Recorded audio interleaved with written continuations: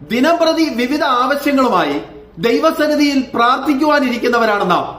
വിവിധമാകുന്ന ആവശ്യങ്ങൾ ദൈവസന്നിധിയിൽ അറിയിച്ച് അതിന്റെ മറുപടിക്ക് വേണ്ടി കാത്തിരിക്കുന്നവരാണ് നാം. നോക്കിയേ, വിവിധമാകുന്ന ആവശ്യങ്ങൾക്ക് വേണ്ടി പ്രാർത്ഥിക്കുന്ന, ദിനംപ്രതി പ്രാർത്ഥിച്ചുകൊണ്ടിരിക്കുന്ന നമുക്ക് നാം പ്രാർത്ഥിക്കാതെ തന്നെ, നാം ചോദിക്കാതെ തന്നെ എല്ലാ ദിവസവും നമ്മുടെ എല്ലാ കാര്യാദികളും നടന്നിരുന്നെങ്കിൽ എത്ര നന്നായിരുന്നു എന്നൊന്ന് ചിന്തിച്ച്. ഇങ്ങനെ സംഭവിക്കുമോ? നമ്മൾ ചോദിക്കാതെ, നമ്മൾ പ്രാർത്ഥിക്കാതെ, നമ്മൾ ആഗ്രഹിക്കാതെ വെറുതെ ഇരിക്കുമ്പോൾ നമ്മുടെ എല്ലാ കാര്യങ്ങളും നടക്കുമോ? വേദപുസ്തകം ഇതിനെ കുറിച്ച് എന്താ പറയുന്നത്? വേദപുസ്തകം പറയുക അങ്ങനെ നടക്കും. നാം ചോദിച്ചില്ലേലും നാം പ്രാർത്ഥിച്ചില്ലേലും ഒക്കെ നമ്മുടെ എല്ലാ കാര്യാദികളും കർത്താവായ യേശുക്രിസ്തു നിവർത്തീകരിച്ച് തരും. അതിന് നിങ്ങൾ ചെറിയ ഒരു കാര്യം ചെയ്താൽ മതി. എന്താണ് ആ ചെറിയ കാര്യം? വിശുദ്ധ വേദപുസ്തകത്തിനകത്ത് മത്തായി എഴുതിയ സുവിശേഷം 8-ാം അധ്യായം അതിന്റെ 1-ാമത്തെ വാക്യം തുടങ്ങി 15-ാമത്തെ വാക്യം വരെ വായിക്കുമ്പോൾ അവിടെ 3 വ്യക്തികൾക്ക് രോഗസൗഖ്യം ഉണ്ടാകുന്നതായിട്ട് കാണുന്നു.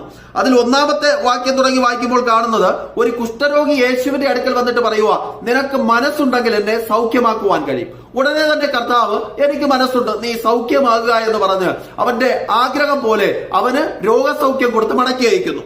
ശേഷം 5-ാമത്തെ വാക്യം തുടങ്ങി വായിക്കുമ്പോൾ അതിനകത്ത് ഒരു ശതാധിപൻ യേശുവിന്റെ അടുക്കൽ വന്നിട്ട് പറയുക, എന്റെ ബാല്യക്കാരൻ അസുഖമായി കിടക്കുക, നീ അവനൊന്ന് സൗഖ്യം കൊടുക്കണം. ഹല്ലേലൂയ. ഇത് കേട്ടപാടെ യേശു അവന്റെ ബാല്യക്കാരനും സൗഖ്യം കൊടുത്ത് അവനെ മടക്കി അയക്കുന്നു. ഇങ്ങനെ ആ രണ്ടുപേരും യേശുവിനോട് ചോദിക്കുകയും അഥവാ യാചിക്കുകയും ചെയ്തപ്പോ യേശുക്രിസ്തു അവരുടെ പ്രാർത്ഥന കേട്ട് അഥവാ ആവശ്യം കേട്ട് മറുപടി കൊടുക്കുന്നു. ഇനി നോക്കിയേ, 3-ാമതായിട്ട് യേശു പത്രോസിന്റെ വീടിനകത്തേക്ക് കടന്നു വരിക.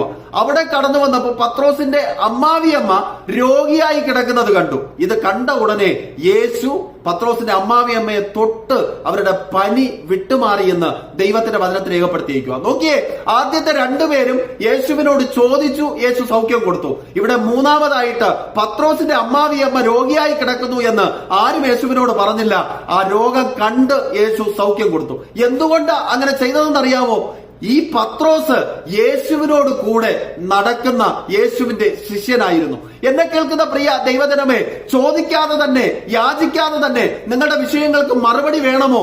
യേശുവിനോട് കൂടെ നടക്കുവാൻ തയ്യാറാകുക. യേശുവിനോട് കൂടെ നമ്മൾ നടക്കുന്നു എങ്കിൽ നമ്മുടെ എല്ലാ ആവശ്യങ്ങളും ദിനം പ്രതി ചെയ്തു തന്ന് നമ്മെ അനുഗ്രഹിച്ച് നടത്തുവാൻ എന്റെ കർത്താവ് സർവശക്തനാണ്. അതാണ് വചനവും പറയുന്നത്. ആകയാൽ ആ കർത്താവിനോട് കൂടെ നടക്കുവാൻ ശീലിക്ക്. കർത്താവ് നിങ്ങളെ അതിനായി സഹായിക്കട്ടെ. ആമേൻ.